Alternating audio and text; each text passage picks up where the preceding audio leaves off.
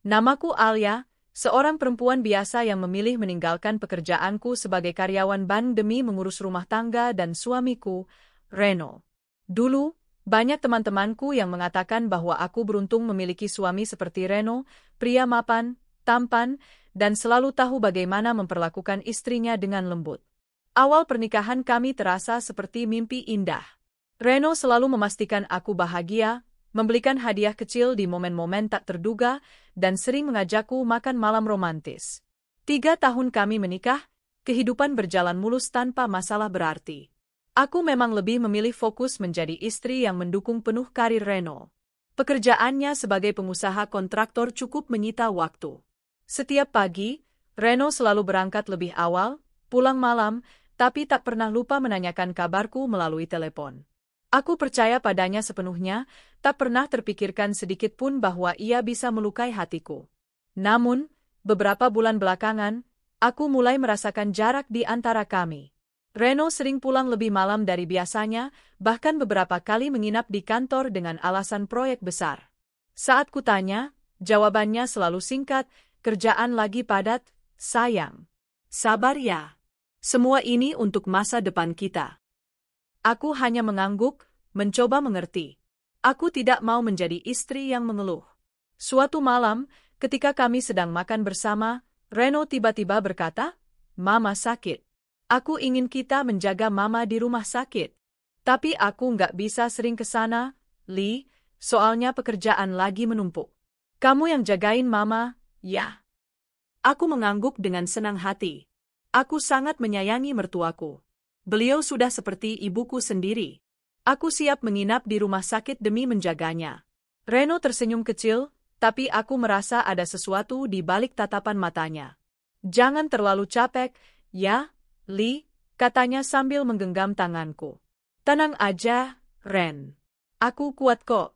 Kamu kerja yang semangat," balasku. Keesokan harinya, aku mulai mengurus semua kebutuhan Mama di rumah sakit. Siang dan malam aku berada di samping beliau. Reno jarang datang, hanya sesekali menjenguk saat waktu luangnya. Tapi aku tidak curiga apa-apa.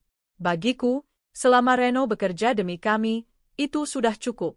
Namun, entah mengapa, ada satu hal yang belakangan mengganggu pikiranku, nama Maya, sekretaris baru Reno.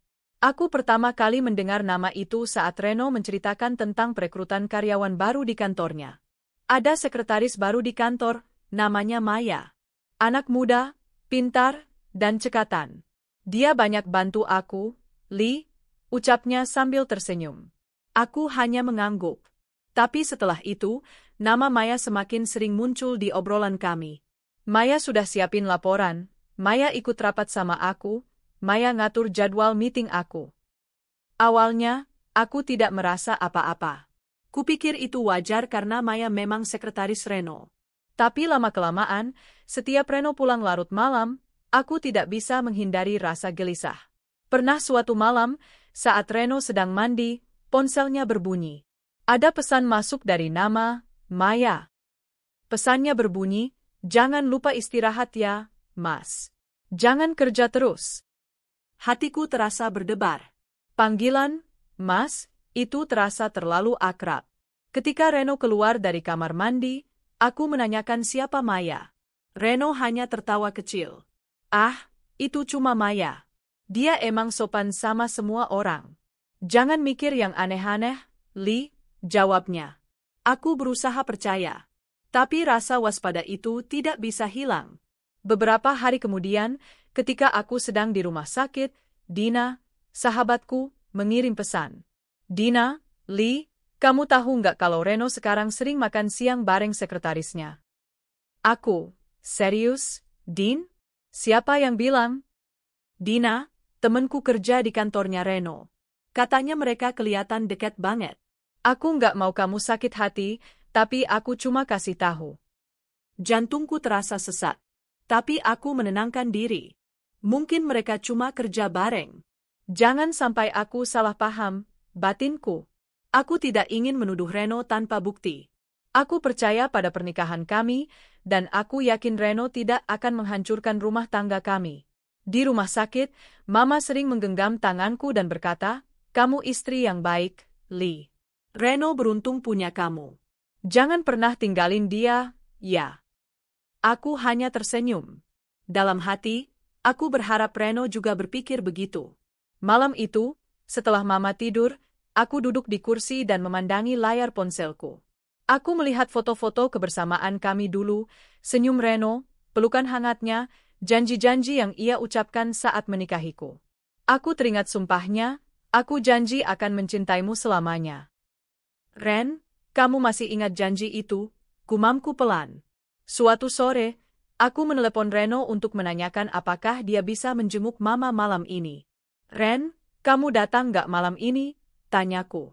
Kayaknya nggak bisa, sayang. Ada kerjaan mendadak. Besok aja ya, jawabnya cepat. Kerjaan lagi? Iya, Lee. Aku lagi sibuk banget. Nada bicaranya terdengar terburu-buru. Hatiku terasa tak enak, tapi aku hanya mengiyakan. Beberapa menit setelah itu, Dina mengirim pesan lagi. Dina, Lee, tadi aku lewat di kafe dekat kantor Reno. Kayaknya aku lihat dia lagi sama cewek. Ceweknya cantik, mungkin Maya? Kamu yakin itu Reno? Dina, aku lihat dari jauh, tapi aku hampir yakin itu dia. Aku menarik napas panjang, mencoba menepis semua prasangka. Malam itu aku memutuskan untuk pulang sebentar ke rumah untuk mengambil pakaian ganti. Ketika tiba di depan rumah, suasana terasa berbeda. Ada mobil Reno di garasi, padahal dia bilang ada kerjaan. Aku membuka pintu dengan hati-hati. Rumah terasa sunyi, tapi lampu ruang tamu menyala. Aku melihat sepasang sepatu wanita di depan pintu kamar tamu. Dadaku langsung berdebar kencang. Aku berdiri mematung beberapa detik. Aku ingin membuka pintu kamar itu, tapi langkahku terasa berat. Akhirnya aku memutuskan untuk kembali ke rumah sakit. Jangan gegabah, Lee. Jangan sampai kamu marah tanpa bukti, batinku. Sejak malam itu, rasa curigaku semakin besar. Aku merasa ada sesuatu yang tidak beres. Reno semakin sering pulang larut malam, bahkan beberapa kali tidak pulang dengan alasan kerja di luar kota. Aku mencoba menelponnya beberapa kali, tapi seringkali tidak diangkat. Jikapun dijawab, suaranya terdengar seperti menutupi sesuatu. Aku semakin sadar bahwa ada sesuatu yang Reno sembunyikan. Dan firasatku tentang Maya semakin kuat. Apa aku cuma paranoid? Tanyaku pada Dina. Menurutku kamu nggak salah firasat. Tapi kalau kamu mau bukti, aku bisa bantu cari tahu, jawab Dina dengan suara serius. Aku mengangguk pelan. Aku nggak mau fitnah suamiku sendiri. Tapi kalau dia beneran selingkuh, aku nggak akan diam, Din. Dina menatapku lekat-lekat. Kamu kuat, Lee. Kalau memang dia berkhianat, kamu harus tunjukin kalau kamu nggak bisa diperlakukan kayak gitu. Aku menggenggam tangannya. Dalam hati aku berjanji, jika benar Reno mengkhianati cintaku, aku akan membuatnya menyesal. Malam semakin larut di rumah sakit. Aku menatap Mama yang tidur pulas. Apa Reno masih sama setia kayak dulu? Bisikku lirih. Air mata menetes tanpa terasa. Aku mencoba tidur di kursi, tapi pikiranku terus memutar bayangan Reno bersama Maya. Ada rasa sakit yang tak bisa kujelaskan. Aku ingin percaya pada Reno, tapi tanda-tanda pengkhianatan itu begitu jelas. Aku tidak tahu apa yang menantiku di depan, tapi aku merasa badai besar akan datang. Hari-hari berikutnya terasa semakin berat bagiku.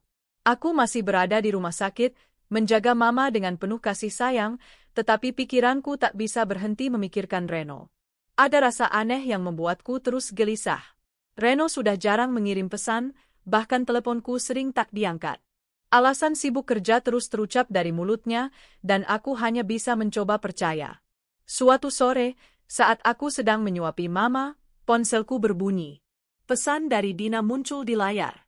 Dina, Lee, aku nggak enak ngomong ini.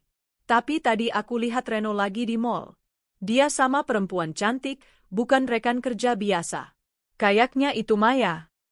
Aku berhenti sejenak. Tanganku bergetar, sendok di genggaman hampir terjatuh. Kamu yakin itu Reno? Dina, yakin banget. Aku sempat foto dari jauh. Aku kirim ya. Beberapa detik kemudian, sebuah foto masuk ke chat. Di foto itu, Reno terlihat berjalan di samping seorang perempuan muda berambut panjang, mengenakan gaun biru. Mereka terlihat dekat, bahkan Maya menautkan tangannya di lengan Reno. Meski fotonya agak buram, aku bisa mengenali wajah Reno. Dadaku serasa diremas. Rasa percaya yang selama ini kujaga seakan runtuh. Aku ingin menangis, tapi kutahan di depan Mama. Aku hanya tersenyum kecil saat Mama bertanya, "Kamu kenapa, Lee? Kelihatan lelah sekali." "Enggak, Ma. Aku cuma kurang tidur," jawabku, memaksa tersenyum. Malam itu aku menelepon Reno. Butuh beberapa kali panggilan sebelum akhirnya ia mengangkat. "Halo, Ren. Kamu lagi di mana?" tanyaku, mencoba menahan nada curiga. "Di kantor, sayang. Ada rapat mendadak," jawabnya cepat. "Rapat? Sampai malam begini?" "Iya, proyek besar. Kamu jangan mikir yang aneh-aneh." "Aku sibuk kerja buat kita," suaranya terdengar datar. Aku memejamkan mata, menahan amarah yang mulai merayap.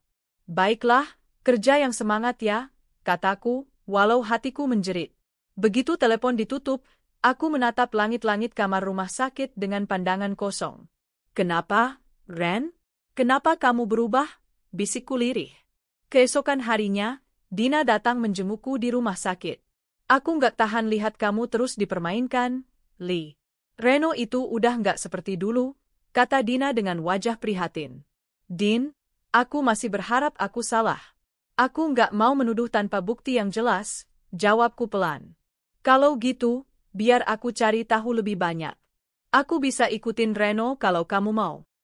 Aku menghela napas panjang. "Aku nggak mau tahu lebih jauh, Din. Setidaknya, belum sekarang. Aku harus fokus ke Mama dulu." Dina mengangguk, meski terlihat kesal. "Baik, tapi kalau kamu butuh bantuan, aku siap." Hari-hari berikutnya, Reno makin jarang menghubungi.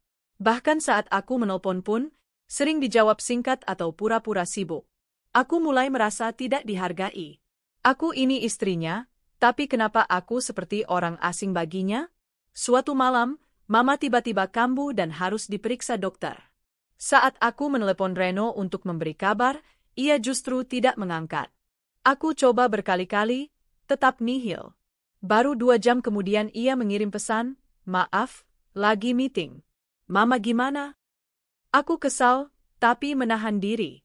"Mama butuh kamu," balasku.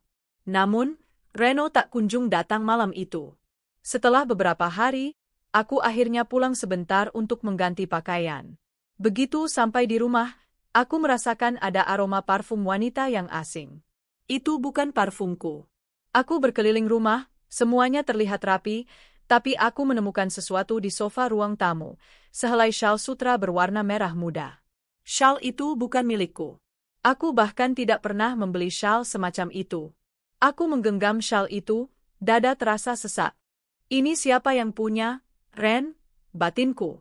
Aku meletakkannya di laci, ingin mengonfrontasi Reno nanti. Malam itu, aku menelpon Reno. "Ren, kamu pulang ke rumah tadi siang?" tanyaku. "Iya, sebentar." "Kenapa?" jawabnya santai. "Sendiri?" "Iya, sendiri." "Memangnya kenapa?" Aku terdiam sejenak. "Enggak, cuma nanya," jawabku, menahan diri. Aku ingin melihat sampai sejauh mana dia berbohong. Beberapa hari kemudian, Dina kembali membawa kabar. "Lee, aku serius. Aku lihat Reno masuk ke hotel dengan Maya." "Aku yakin itu mereka," ucap Dina penuh emosi.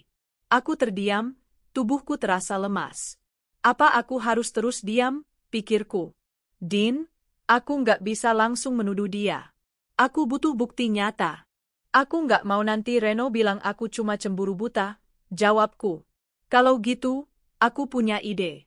Kita pasang orang buat pantau dia," saran Dina. Aku mengangguk. "Baik, Din. Tapi sekarang aku harus tetap fokus ke Mama dulu." Di tengah kegalauan itu, Mama sering memelukku. "Kamu kenapa, Lee? Aku lihat matamu sering sembab. Kamu berantem sama Reno?" Aku tersenyum tipis, menahan air mata. "Enggak, Ma. Aku cuma capek." Mama mengusap tanganku lembut. Reno itu laki-laki baik. Jangan berprasangka buruk, ya. Tapi kalau dia salah, jangan diam saja. Kata-kata Mama menusuk hatiku. Aku ingin percaya bahwa Reno memang baik, tapi semua tanda-tanda ini tak bisa kupungkiri. Suatu malam, Dina mengirimkan video. Di dalam video itu, Reno terlihat keluar dari sebuah restoran, berdampingan dengan Maya. Mereka terlihat tertawa bersama, seperti sepasang kekasih. Aku nggak mau kamu buta lagi, Lee.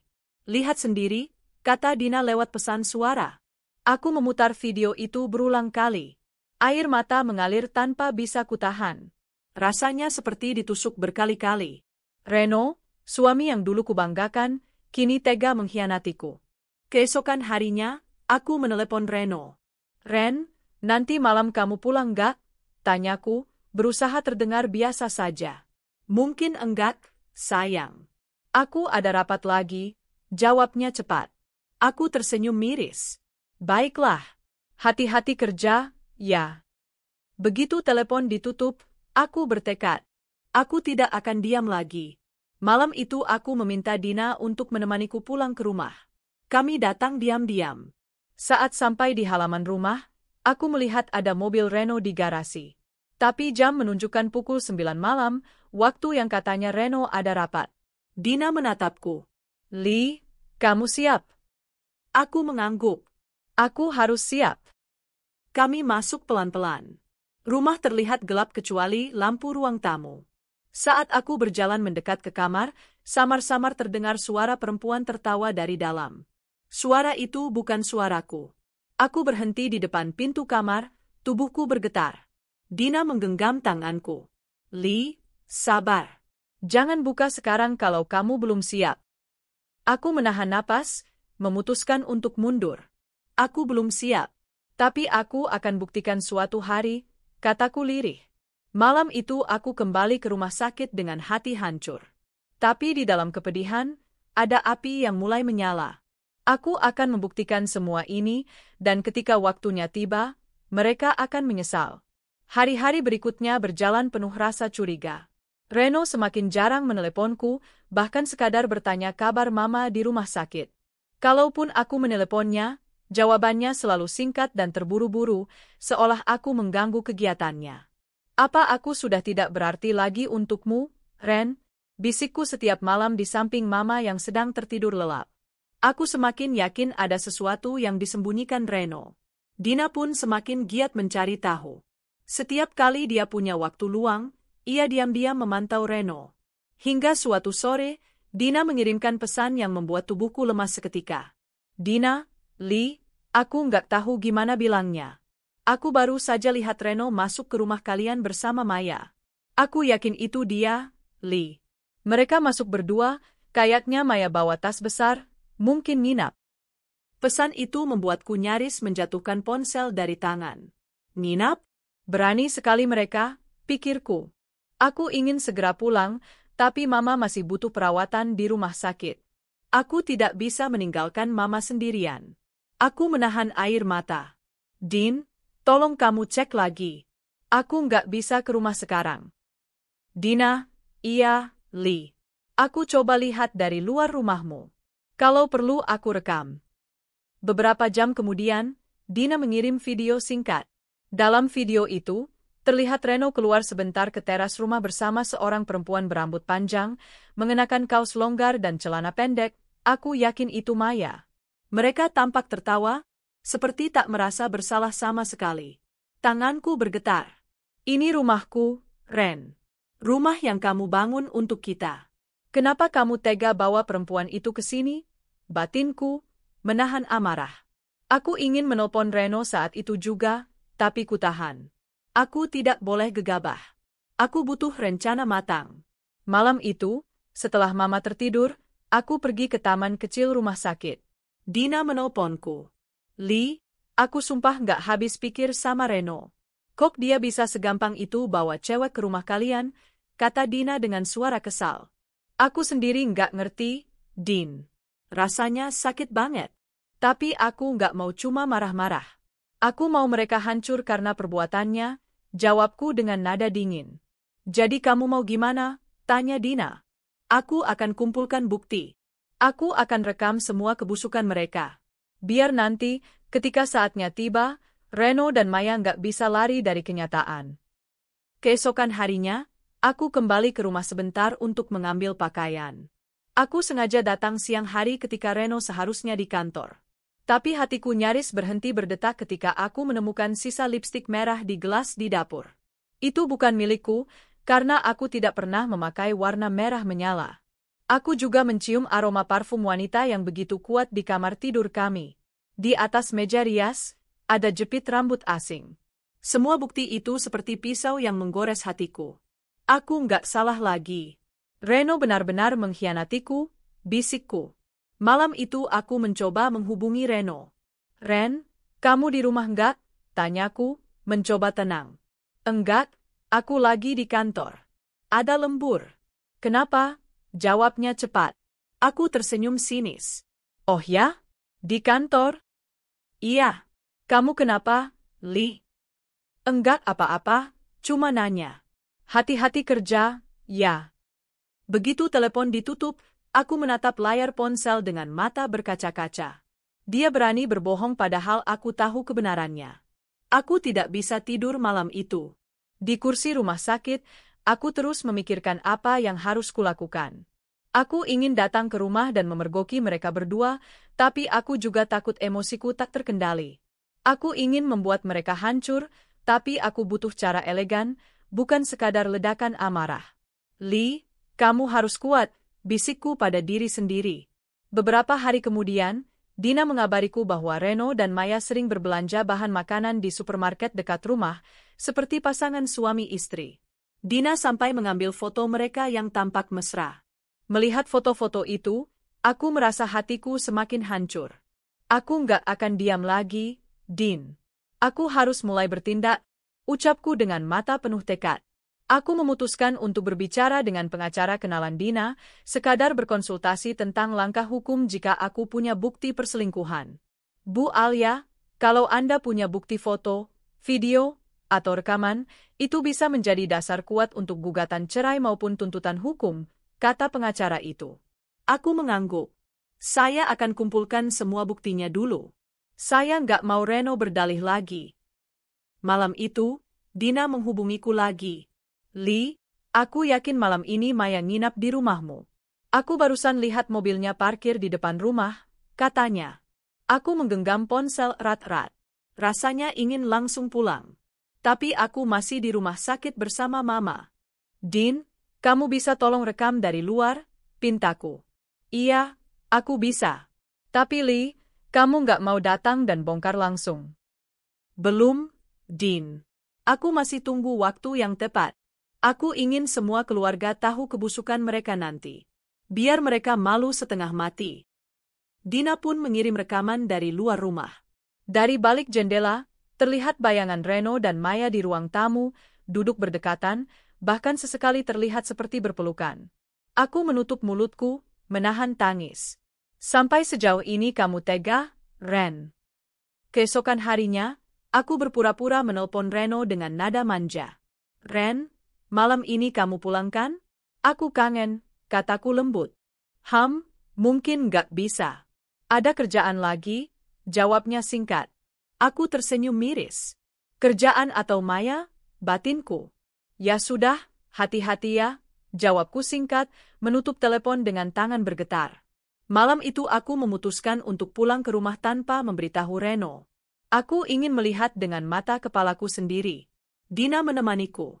Begitu sampai di depan rumah, aku melihat lampu ruang tamu menyala terang. Suara tawa perempuan terdengar jelas dari dalam. Tubuhku kaku. "Li, kamu siap?" bisik Dina. Aku mengangguk, meski jantungku berdetak tak karuan. Dengan langkah pelan, aku membuka pintu rumah menggunakan kunci. Suara mereka semakin jelas. Aku berjalan mendekat ke ruang tamu, dan di sanalah aku melihatnya. Reno duduk di sofa bersama Maya. Maya mengenakan piyama tipis, rambutnya digerai, dan mereka terlihat begitu dekat, seperti sepasang kekasih. Reno terkejut melihatku, wajahnya pucat. "Ah, Alia," suaranya tercekat. Aku berdiri tegak, menatap mereka dengan pandangan dingin. Jadi ini rapat lembur yang kamu maksud, Ren? Maya panik, berusaha menutupi tubuhnya dengan selimut. Reno bangkit, mencoba mendekatiku. Lee, ini nggak seperti yang kamu lihat, katanya terbata. Aku tertawa miris. Nggak seperti yang aku lihat? Jadi kamu mau bilang dia cuma sekretaris yang kebetulan pakai piyama di rumah kita? Reno terdiam. Wajahnya penuh rasa bersalah. Aku mengeluarkan ponsel dan memotret mereka. Terima kasih sudah kasih bukti langsung malam ini. Kalian gak perlu repot-repot sembunyi lagi, ucapku dingin. Dina yang ikut berdiri di pintu masuk menatap Reno dengan pandangan jijik. Aku nggak nyangka kamu sebusuk ini, Ren. Aku menatap mereka berdua sekali lagi. Nikmatilah malam kalian. Tapi ingat, ini baru permulaan. Aku akan pastikan kalian menyesal. Tanpa menunggu jawaban, aku keluar dari rumah dengan kepala tegak, meninggalkan Reno dan Maya yang terdiam ketakutan. Di dalam mobil, air mataku akhirnya tumpah. Sakitnya tak tertahankan, tapi aku juga merasa lega karena kebenaran sudah terungkap. Malam ketika aku memergoki Reno dan Maya di rumah adalah malam paling pahit sekaligus membuka mataku lebar-lebar. Aku tidak lagi punya alasan untuk membela Reno. Ia sudah terang-terangan menghancurkan kepercayaan yang kuberikan. Sepanjang perjalanan kembali ke rumah sakit, Dina terus menenangkanku. Lee, kamu hebat banget bisa tetap tenang tadi, kata Dina. Aku menghela napas panjang, menyeka air mata. Aku bukan nggak sakit hati, Din. Tapi aku nggak mau mereka lihat aku hancur di depan mereka. Aku mau mereka yang nanti hancur. Itu baru Alia yang aku kenal. Dina menepuk pundakku. Malam itu, aku duduk di samping ranjang Mama, menatapnya yang terlelap. Aku tak sanggup menceritakan apa yang terjadi. Mama sudah cukup lemah karena sakitnya. Aku harus tetap tersenyum di depannya. Tapi di dalam hati, aku bertekad. Aku akan balas semua pengkhianatan Reno dengan cara yang elegan. Aku akan tunjukkan bahwa aku bukan perempuan lemah. Keesokan paginya, Dina datang ke rumah sakit dengan membawa laptop. Lee, aku punya ide. Kita mulai kumpulin bukti sekarang. Semua foto dan video yang aku ambil akan aku simpan di sini, katanya sambil membuka folder berisi gambar Reno bersama Maya di berbagai tempat. Aku melihat foto-foto itu satu persatu. Ada yang di restoran, ada yang di parkiran kantor, bahkan ada video ketika mereka berdua tampak berpegangan tangan. Bagus, Din. Semua ini akan jadi senjata kita nanti, jawabku. Aku juga mulai diam-diam membuka ponsel Reno. Untung aku hafal kata sandinya. Dari chatnya dengan Maya, aku menemukan banyak pesan mesra. Aku kangen kamu, Mas. Besok kita nginap lagi di rumah ya. Aku suka kamu masakin sarapan. Air mata menetes lagi, tapi aku menahan suara tangis. Aku screenshot semua chat itu, menyimpannya di folder rahasia. Hari-hari berikutnya aku pura-pura tidak tahu apa-apa. Saat Reno datang menjenguk Mama, aku masih bersikap biasa. Kerjaan kamu lancar, Ren? Tanyaku lembut. Lancar, sayang. Maaf aku jarang kesini, ya? Jawabnya dengan wajah seolah-olah tak ada dosa. Aku tersenyum kecil. Enggak apa-apa. Aku ngerti kok kamu sibuk. Padahal, di dalam hatiku aku ingin berteriak, ingin menampar wajahnya karena kebohongan yang ia buat. Tapi aku sadar, aku sedang memainkan peran. Aku butuh Reno percaya bahwa aku tidak mencurigainya, agar aku bisa mengumpulkan bukti lebih banyak. Beberapa kali, saat aku pura-pura tidur, Reno menelepon Maya. Aku sengaja merekam percakapan mereka. Besok aku ke rumah, ya, Maya. Kamu masakin aku kayak kemarin, ucap Reno dalam panggilan itu. Aku menggigit bibir, menahan amarah. Setiap kata itu seperti jarum menusuk jantungku. Dina dan aku kemudian menyusun rencana. Lee, kalau kamu mau mereka malu, kita bisa atur semuanya di depan keluarga besar, kata Dina. Aku juga kepikiran itu. Aku mau semua orang tahu, terutama Mama. Aku mau dia tahu siapa anaknya sebenarnya, jawabku tegas. Dina tersenyum. Kalau gitu, kita kumpulkan bukti sebanyak mungkin dulu. Aku bisa pasang kamera kecil di rumahmu, kalau kamu setuju. Aku terdiam sebentar, lalu mengangguk. Lakukan, Din. Aku harus punya bukti yang gak bisa mereka bantah. Beberapa hari kemudian, Dina datang membawa kamera kecil yang bisa ditempel di ruang tamu. Kami memasangnya diam-diam saat Reno pergi bekerja. Kalau Maya datang lagi, kita bakal punya rekaman jelas, kata Dina. Benar saja, tak sampai 2 hari, kamera itu merekam Reno dan Maya di rumah. Mereka terlihat duduk di sofa sambil berpelukan, bahkan Maya dengan santainya memakai baju tidur di rumahku. Melihat rekaman itu, aku merasa mual. Aku nggak nyangka dia bisa segila ini, kataku pada Dina. Laki-laki kayak gitu nggak pantas kamu tangisi lagi, Li, balas Dina tegas. Namun, di balik semua ini, aku juga merasa sedih. Aku mencintai Reno. Aku menikah dengannya dengan sepenuh hati. Tapi sekarang aku harus menerima kenyataan bahwa rumah tanggaku hanya sandiwara. Aku duduk lama di samping Mama, memandangi tangannya yang lemah. Apa aku salah memilih suami? Bisikku lirih.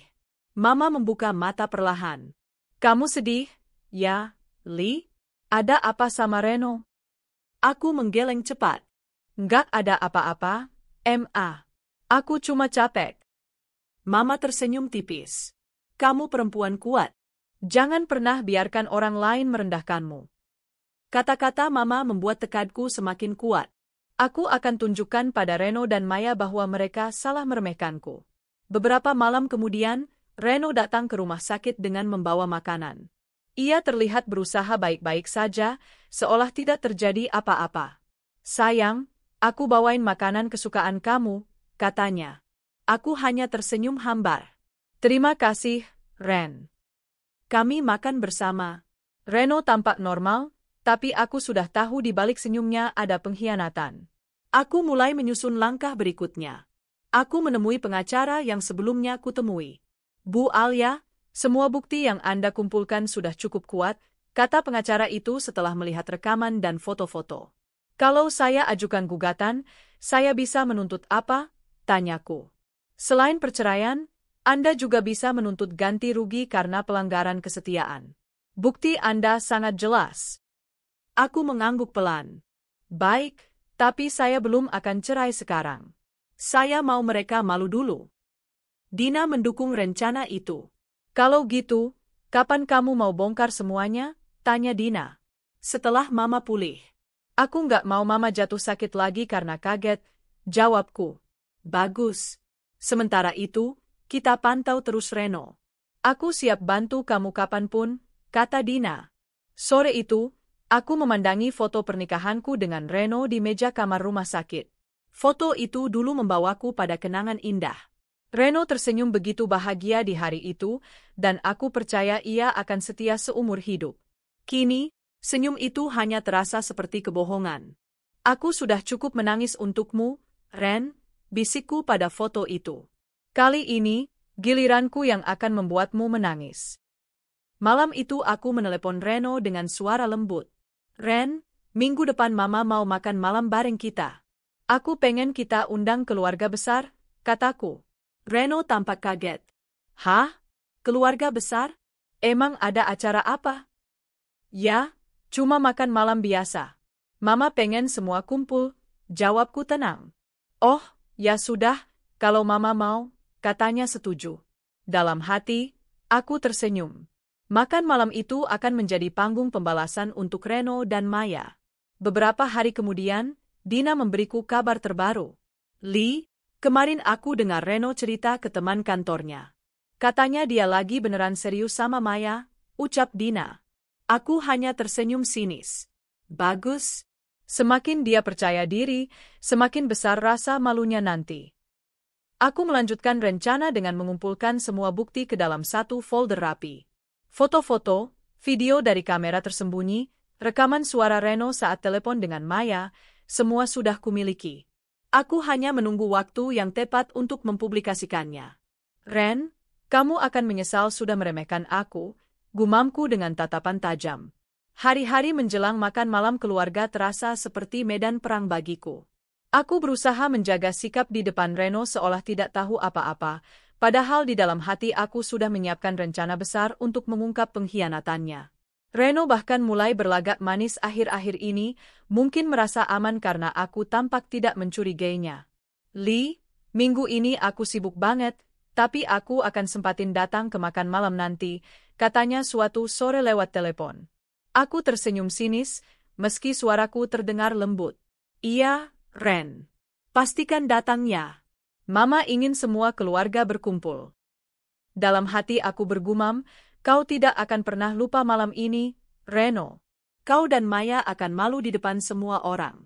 Persiapan rencana. Dina membantuku menyiapkan semua rekaman dan foto perselingkuhan Reno dan Maya. Kami menggabungkan foto-foto mereka di hotel, chat mesra, serta video rekaman di rumah. Dina bahkan membuat slide presentasi agar bukti-bukti itu bisa dilihat jelas. Ini akan jadi bukti pamungkas, Lee. Begitu kita putar, nggak ada alasan bagi mereka untuk mengelak, kata Dina. Aku mengangguk puas. Aku ingin semua orang tahu wajah asli Reno.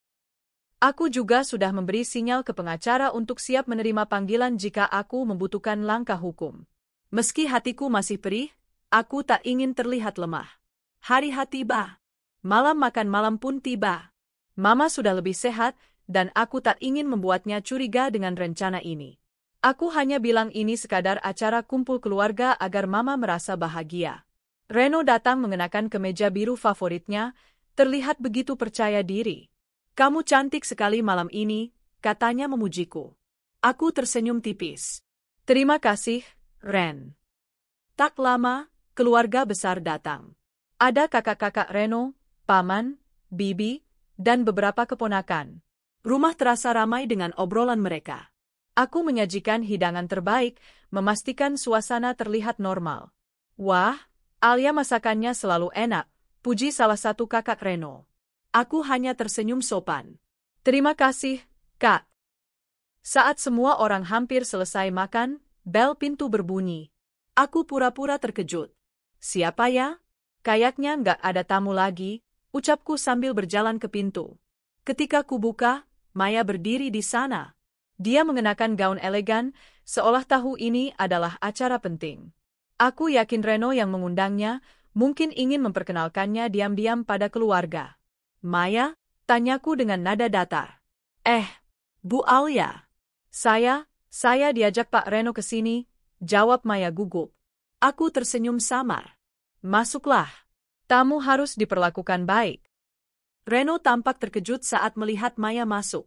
Wajahnya memucat, dan aku bisa melihat dia memberi isyarat panik pada Maya. Aku menepuk tangan, memanggil semua orang untuk berkumpul di ruang tamu. Keluarga, malam ini aku ingin menunjukkan sesuatu. Ini tentang Reno, suami tercintaku. Semua mata menatapku. Reno mulai gelisah.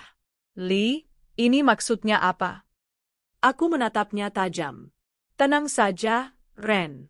Aku cuma mau semua orang melihat betapa harmonisnya rumah tangga kita, atau mungkin tidak.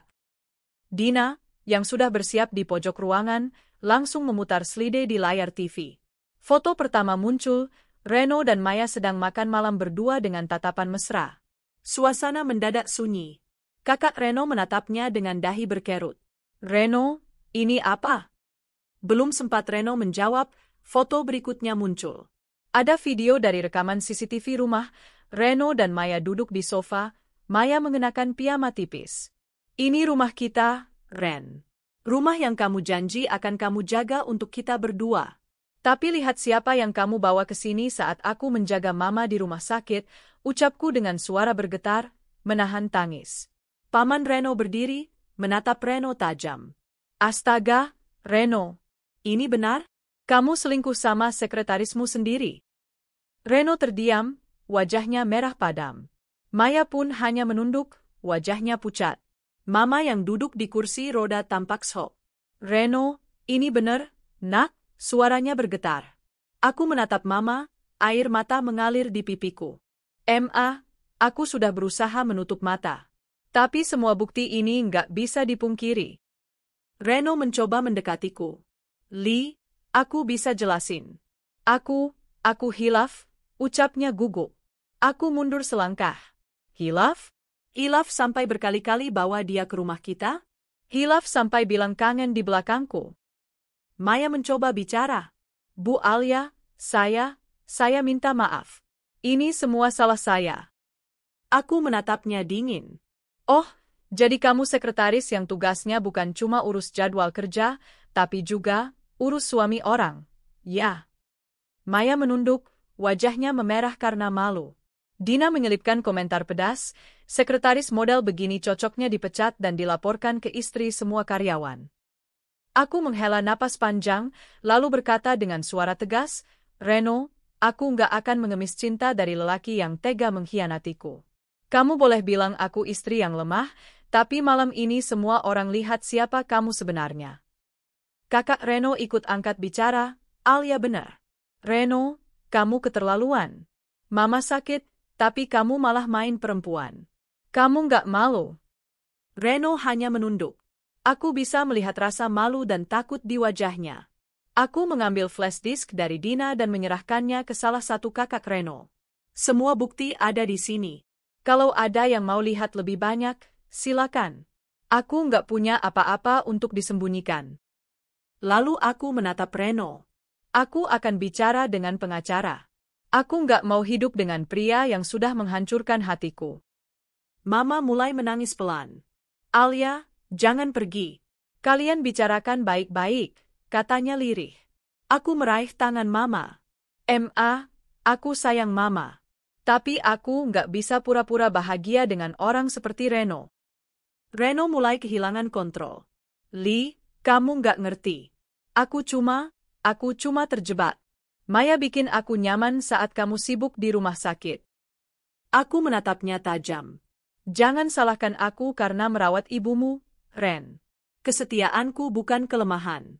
Dan perselingkuhanmu bukan kesalahan yang bisa dimaafkan dengan alasan nyaman. Semua orang terdiam, merasakan tegangnya suasana. Maya tampak ingin pergi, tapi keluargaku sudah melihat semuanya. Aku berdiri tegak, menatap seluruh keluarga. Malam ini aku sudah tunjukkan semua kebenaran. Aku nggak peduli apa yang akan Reno katakan. Mulai malam ini, aku akan hidup untuk diriku sendiri. Reno mencoba mendekat. Li, jangan gitu. Aku masih sayang kamu. Aku tersenyum pahit. Sayang? Cinta itu tidak menyakiti, Ren. Dan kamu sudah menyakitiku terlalu dalam. Aku berjalan menuju pintu, meninggalkan semua orang di ruang tamu dengan wajah kaget. Dina mengikutiku dari belakang. Dina memelukku. Kamu luar biasa, Li. Mereka semua lihat siapa Reno sebenarnya. Aku terisak di pelukan Dina. Aku sakit, Din. Tapi aku lega. Setidaknya aku nggak hidup dalam kebohongan lagi. Aku memandang rumah itu sekali lagi. Rumah ini dulu penuh cinta, tapi sekarang hanya menyisakan luka. Setelah malam pengungkapan itu, hidupku terasa jauh berbeda. Aku pulang ke rumah sakit bersama Dina, meninggalkan Reno yang terdiam dengan wajah penuh rasa malu di hadapan keluarga besarnya. Malam itu, aku tidur di kursi rumah sakit dengan perasaan campur aduk, antara sakit hati, lega, dan marah yang masih membara. Keesokan paginya, Reno meneleponku. Aku menatap layar ponsel yang menampilkan namanya, tapi aku tidak langsung menjawab. Setelah deringan keempat, aku mengangkat dengan suara dingin. Ya, ada apa? Tanyaku singkat. Li, aku minta maaf. Aku nggak bisa tidur semalam. Aku salah. Tolong kasih aku kesempatan, suaranya terdengar parau. Aku terdiam beberapa detik, lalu berkata, Reno, semua orang sudah lihat bukti yang jelas. Kamu kira permintaan maaf bisa menghapus semua itu?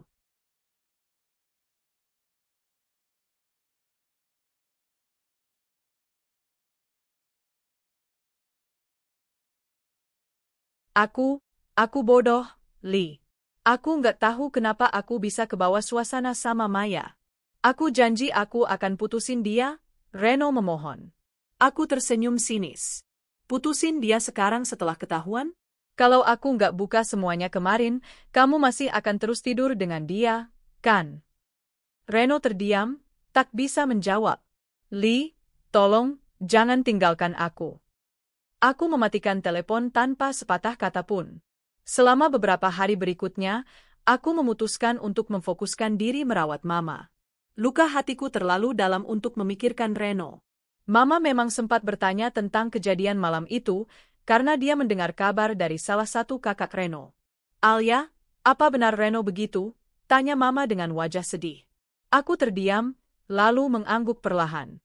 Maaf, Ma. Aku nggak bisa lagi bohongin Mama. Mama menarik napas panjang. Aku kecewa sama dia, tapi aku juga nggak mau kalian cerai dalam keadaan emosional. Apa kamu sudah yakin dengan keputusanmu? Aku menatap Mama dengan mata berkaca-kaca. Aku nggak bisa hidup dengan orang yang mengkhianatiku. Kalau Mama keberatan, aku bisa sabar sampai Mama sehat, tapi aku tidak akan kembali pada Reno sebagai istrinya. Mama menggenggam tanganku. Kalau itu keputusanmu, Mama akan dukung kamu. Kamu perempuan yang kuat, Lee. Jangan biarkan dia menghancurkan hidupmu lebih lama. Reno tidak berhenti mencoba menghubungiku. Dia datang ke rumah sakit 2 kali, tapi aku menolak bicara dengannya. Lee, tolong dengerin aku sebentar, katanya di depan pintu ruang perawatan Mama.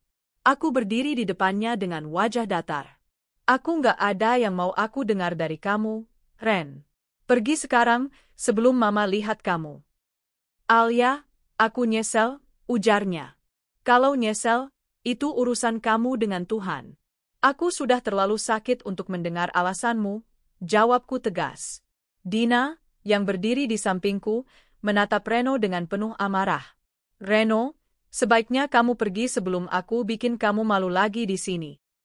Akhirnya Reno pergi dengan wajah tertunduk. Tak hanya Reno, Maya juga mencoba menghubungiku. Dia mengirim pesan panjang, memohon maaf dan mengaku menyesal. Maya, Bu Alia, saya minta maaf sebesar-besarnya. Saya yang goda Pak Reno. Saya rela kalau ibu mau laporin saya ke kantor. Tapi saya mohon jangan benci saya seumur hidup.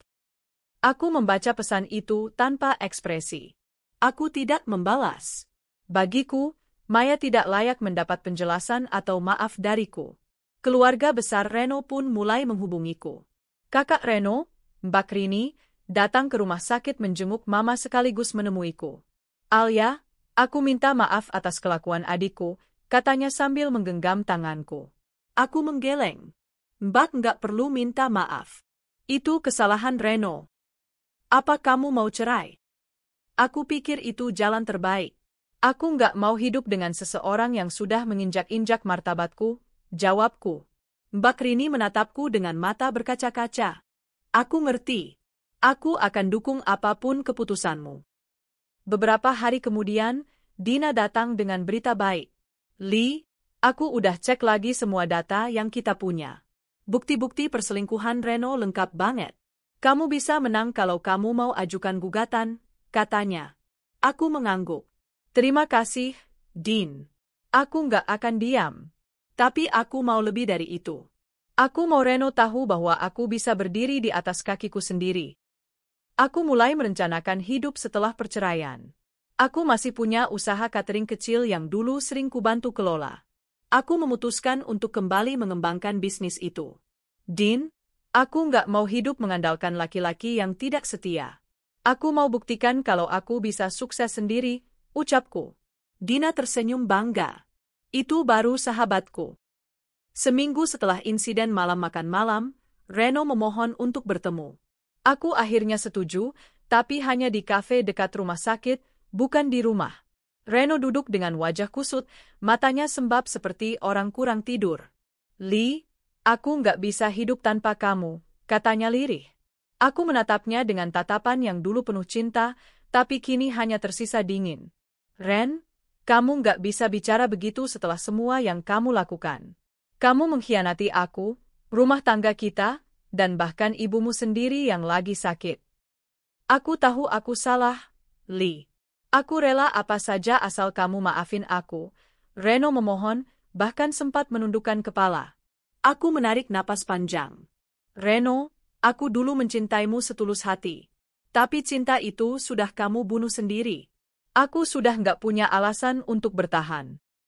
Jadi, kamu mau cerai? Tanyanya, suaranya bergetar. Aku menatapnya tegas. Iya. Aku mau cerai. Reno terdiam. Matanya berkaca-kaca.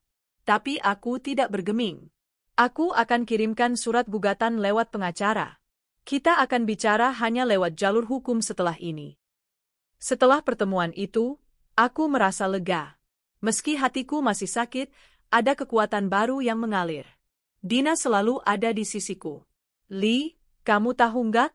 Kamu kelihatan lebih kuat sekarang. Aku bangga sama kamu, kata Dina. Aku tersenyum tipis. Aku harus kuat, Din. Kalau aku jatuh, siapa lagi yang akan jaga mama? Aku mulai sibuk mengurus persiapan gugatan cerai. Pengacaraku mengatakan prosesnya akan berjalan lancar karena bukti yang kukumpulkan sangat jelas. Beberapa hari kemudian, aku mendengar kabar bahwa Maya keluar dari kantornya. Katanya, setelah insiden malam itu, Reno memutus hubungan dengannya dan Maya malu untuk tetap bekerja di sana. Aku tidak peduli. Aku sudah tidak mau buang energi memikirkan Maya. Yang lebih penting, aku harus fokus menata hidupku. Aku mulai kembali ke rumah hanya untuk mengambil barang-barangku. Rumah itu terasa kosong dan dingin. Semua kenangan manis di rumah itu terasa busuk setelah aku tahu pengkhianatan Reno. Mama akhirnya tahu semua ceritanya. Nak, kamu jangan merasa gagal ya. Kamu nggak salah. Yang salah itu Reno, kata Mama sambil menggenggam tanganku. Aku tersenyum getir. Terima kasih, Ma. Aku akan bangkit. Aku janji. Mama tersenyum lembut. Mama selalu ada buat kamu. Reno sempat beberapa kali mengirim bunga dan hadiah ke rumah sakit, tapi semuanya kutolak. Aku tidak ingin ada celah untuk dia masuk kembali ke hidupku. Aku berkata pada Dina, aku sudah tidak menyesal. Kalau Reno mau menyesal, biar dia tanggung sendiri. Dina mengangguk. Kamu berhak dapat yang lebih baik, Lee. Aku mulai menghubungi beberapa teman lama untuk mengembangkan cateringku lagi. Bahkan ada restoran kecil yang menawarkan kerja sama. Din, aku ingin mulai bisnis baru. Aku ingin fokus ke masa depan. Aku sudah cukup menangisi masa lalu, kataku mantap. Dina memelukku. Aku akan dukung kamu. Kita mulai dari awal, ya. Hari demi hari setelah pertemuan terakhir dengan Reno terasa seperti lembaran baru dalam hidupku. Aku mulai belajar berdiri di atas kakiku sendiri. Luka hatiku perlahan sembuh, digantikan dengan tekad untuk menjadi lebih kuat. Mama semakin sehat, dan itu memberiku kekuatan tambahan. Setiap kali melihat Mama tersenyum, aku tahu bahwa aku tidak boleh lagi membuang waktu menangisi seseorang yang tidak pantas. Proses perceraian kami berjalan cukup cepat karena Reno tidak bisa membantah bukti perselingkuhan. Di sidang pertama, aku duduk tegak bersama pengacara. Reno terlihat kacau, rambutnya berantakan, wajahnya pucat, dan dia tidak bisa menatapku. Hakim memandang Reno dengan tatapan tajam. Saudara tergugat, apakah benar Anda telah melakukan perselingkuhan seperti yang dibuktikan penggugat? Reno hanya menunduk dan berkata lirih, iya, Yang Mulia. Saya mengaku salah. Hatiku perih mendengar pengakuan itu, tapi di sisi lain aku merasa lega karena tidak ada lagi kebohongan. Setelah persidangan selesai, aku keluar ruangan tanpa menoleh sedikit pun. Reno mencoba memanggilku, tapi Dina sudah menarik lenganku. Jangan lihat ke belakang, Lee. Kamu sudah menang, katanya. Aku memutuskan untuk kembali ke rumah lama orang tuaku bersama Mama. Di sana, aku memulai bisnis catering dengan lebih serius. Dina ikut membantu sebagai manajer pemasaran. Hari-hari kami dipenuhi aktivitas memasak, mengantar pesanan, dan mencari pelanggan baru. Rasanya menyenangkan melihat uang masuk dari hasil kerja keras sendiri. Din, dulu aku pikir kebahagiaan itu cuma dari punya suami yang setia. Ternyata, kebahagiaan sejati datang saat kita bisa menghargai diri sendiri, ucapku suatu sore saat kami mengemas pesanan. Dina tersenyum. Aku udah lama tahu kamu bisa sukses sendiri, Lee. Kamu cuma perlu ingat siapa dirimu. Tak lama, bisnis cateringku mulai dikenal. Ada beberapa perusahaan kecil yang rutin memesan makan siang dari kami. Bahkan, seorang pemilik restoran mengajakku kerja sama membuka outlet baru. Kabar tentang bisnis cateringku sampai ke telinga Reno. Suatu sore, dia datang ke rumah orang tuaku. Aku kaget melihatnya berdiri di depan gerbang dengan wajah lusuh. Alia, boleh aku bicara sebentar? Tanyanya pelan. Aku berdiri di depan pintu dengan wajah datar. Kamu mau apa lagi, Ren? Aku cuma mau bilang, aku menyesal. Aku lihat kamu sekarang, aku tahu aku sudah kehilangan sesuatu yang berharga, katanya, suaranya gemetar. Aku tersenyum sinis. Kamu baru sadar sekarang? Setelah semua yang kamu lakukan? Aku benar-benar bodoh. Maya udah ninggalin aku, Lee. Dia cuma manfaatin aku. Reno menunduk. Aku menghela napas. Itu urusan kamu. Aku sudah bukan bagian dari hidupmu lagi, Ren. Jadi berhentilah datang ke sini. Aku menutup pintu tanpa menunggu jawabannya. Dari balik kaca, aku melihat Reno berdiri diam cukup lama sebelum pergi. Untuk pertama kalinya, aku tidak merasakan sakit lagi, hanya rasa kasihan. Beberapa bulan setelah perceraian, bisnis cateringku semakin maju. Aku mulai mempekerjakan karyawan tambahan. Mama pun terlihat lebih bahagia karena rumah kembali hidup dengan aktivitas. Alia, Mama bangga sama kamu, kata Mama suatu malam saat kami makan bersama. Aku tersenyum haru. Ini semua karena Mama selalu dukung aku. Aku juga mulai membuka diri terhadap orang baru. Salah seorang pemilik restoran yang bekerja sama denganku, Bima, sering membantuku dalam urusan bisnis. Dia pria yang ramah, sopan, dan tidak pernah melewati batas. Lee, kamu hebat. Jarang ada perempuan bisa bangkit secepat ini, katanya suatu kali saat kami rapat kecil. Aku hanya tersenyum. Aku cuma nggak mau hidupku habis untuk menangisi masa lalu. Dina sering menggoda, kayaknya Bima naksir kamu, deh. Aku tertawa. Ah, Din. Aku masih mau fokus ke bisnis dulu. Tapi di hatiku, aku tidak menutup kemungkinan untuk suatu saat jatuh cinta lagi dengan pria yang benar-benar menghargai aku. Suatu hari, aku diundang ke acara ulang tahun anak salah satu klien cateringku yang kebetulan teman lama Reno. Aku datang bersama Dina. Saat aku sedang berbincang dengan tamu lain, aku melihat Reno di sana. Reno terlihat berantakan, tidak seperti dulu saat selalu rapi. Dia hanya berdiri di pojok ruangan, menatapku dengan mata kosong. Lee, kamu kelihatan luar biasa malam ini, bisik Dina. Aku tersenyum. Aku cuma jadi diriku sendiri, Din. Reno mendekat dengan wajah penuh rasa bersalah. Lee, aku. Aku mengangkat tangan, menghentikannya. Kamu nggak perlu bicara apa-apa. Kita sudah selesai, Ren. Reno terdiam, dan aku melangkah pergi dengan kepala tegak.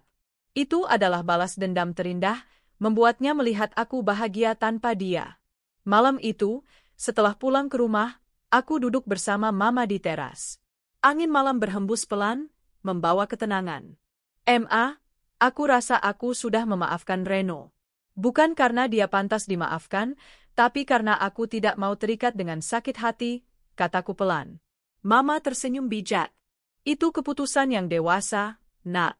Hidup ini terlalu singkat untuk terus memendam dendam. Yang penting, kamu sudah lebih bahagia sekarang. Aku mengangguk. Iya, Aku merasa lebih ringan sekarang. Beberapa bulan kemudian, cateringku berkembang menjadi usaha yang lebih besar. Kami membuka outlet kecil yang menjual aneka masakan rumahan. Aku mempekerjakan ibu-ibu rumah tangga di sekitar rumah, memberi mereka penghasilan tambahan. Lee, usaha kamu makin keren aja, kata Dina dengan bangga saat kami meresmikan outlet itu. Ini semua berkat dukunganmu, Din. Kamu sahabat terbaikku, jawabku dengan mata berkaca-kaca. Aku merasa hidupku akhirnya menemukan arah baru. Luka masa lalu berubah menjadi kekuatan untuk melangkah maju. Dari gosip yang kudengar, Maya kini bekerja di kota lain. Sementara Reno, bisnisnya goyah karena dia terlalu sibuk mengurus masalah pribadinya. Aku tidak merasa senang atau sedih mendengar itu. Bagiku, mereka hanyalah bagian dari masa lalu yang sudah kututup. Suatu sore, aku duduk di kafe dengan Dina. Din, aku nggak nyangka ya, semua kejadian pahit ini justru bikin aku lebih kuat. Dina menatapku sambil tersenyum. Kadang Tuhan mengizinkan kita terluka supaya kita tahu siapa sebenarnya diri kita, Lee. Kamu sudah buktikan kalau kamu bisa bangkit.